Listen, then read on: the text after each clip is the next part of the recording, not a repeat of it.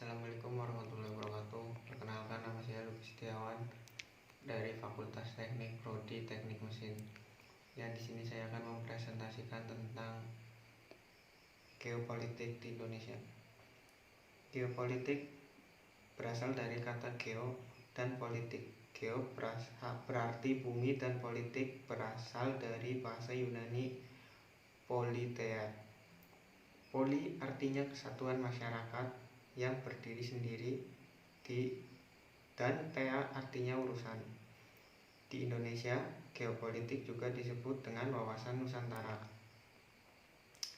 Latar belakang wawasan Nusantara. Filsafat Pancasila. Nilai-nilai Pancasila mendasari pengembangan wawasan nasional. Nilai-nilai tersebut adalah 1. Penerapan hak asasi manusia HAM seperti memberi kesempatan menjalankan ibadah sesuai dengan agama masing-masing. Yang kedua, mengutamakan kepentingan masyarakat daripada individu dan golongan. Yang ketiga, pengambilan keputusan berdasarkan musyawarah untuk mufakat. Aspek wilayah Nusantara. Pengaruh geografi merupakan suatu fenomena yang perlu diperhitungkan karena Indonesia kaya akan aneka sumber daya dan suku bangsa. Aspek sosial budaya. Indonesia terdiri atas ratusan suku bangsa yang masing-masing memiliki adat istiadat, bahasa, agama, dan kepercayaan yang berbeda-beda, sehingga tata kehidupan nasional yang berhubungan dengan interaksi antar golongan mengandung potensi konflik yang besar. Aspek sejarah.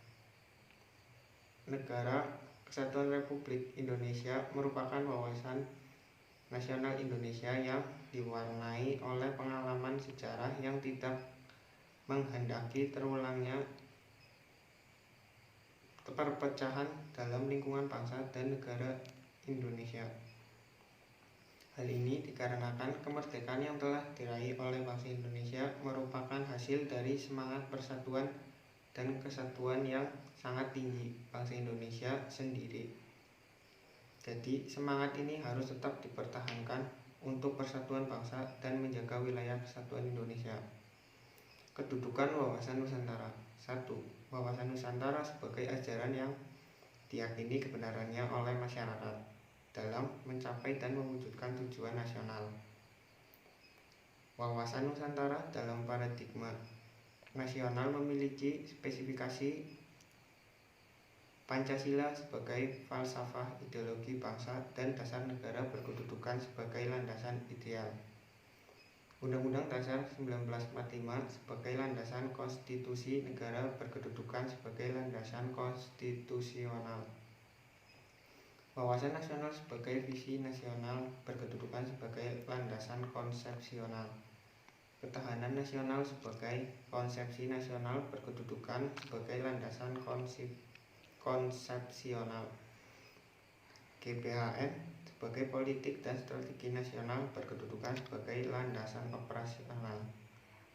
Fungsi wawasan Nusantara. Wawasan Nusantara berfungsi sebagai pedoman, motivasi, dorongan, serta rambu-rambu dalam menentukan segala kebijakan, keputusan, tindakan, dan perbuatan bagi penyelenggara negara dalam kehidupan bermasyarakat, berbangsa, dan bernegara.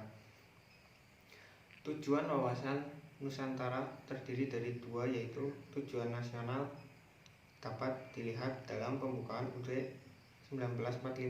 Dijelaskan bahwa tujuan kemerdekaan Indonesia adalah untuk melindungi segenap bangsa Indonesia dan seluruh tumpah darah Indonesia dan untuk mewujudkan kesejahteraan umum, mencerdaskan kehidupan bangsa, dan ikut melaksanakan ketertiban dunia yang berdasarkan kemerdekaan, perdamaian abadi, dan keadilan sosial. Tujuan ke dalam adalah mewujudkan suatu segenap aspek kehidupan baik alamiah maupun sosial, maka dapat disimpulkan bahwa tujuan bangsa Indonesia adalah menjunjung tinggi kepentingan nasional serta kepentingan kawasan untuk menyelenggara dan membina kesejahteraan, kedamaian, dan budi luhur serta martabat manusia di seluruh dunia. Sekian presentasi dari saya, kurang lebihnya mohon maaf. Wassalamualaikum warahmatullahi wabarakatuh.